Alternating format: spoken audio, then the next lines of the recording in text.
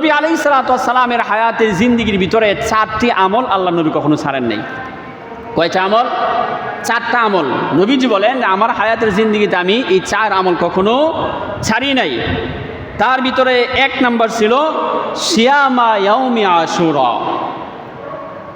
এই যে 10ই মুহররমের রোজাটা, এইটা নবীজির জিন্দেগিতে কখনো কোনোদিন ছাড়েন নাই।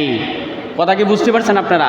নবীজি যে আমলগুলা কখনো ছাড়েন নাই ওনার জীবদ্দশায়, তার ভিতরে একটা ছিল সিয়ামা ইয়াউমি আশুরা, মানে এই আশুরার রোজাটা আল্লাহর হাবিব কখনো ছাড়েন নাই। দ্বিতীয় নাম্বার ছিল ওয়াল আশর, জিল হজের প্রথম দশকের রোজা। জিল হজের প্রথম দশকের রোজাটা আল্লাহর হাবিব কখনো ছাড়েন নাই। 2টা গেল। 3 নাম্বার ওয়া সালাসাত আইয়ামিন মিন কুল্লি শাহরিন।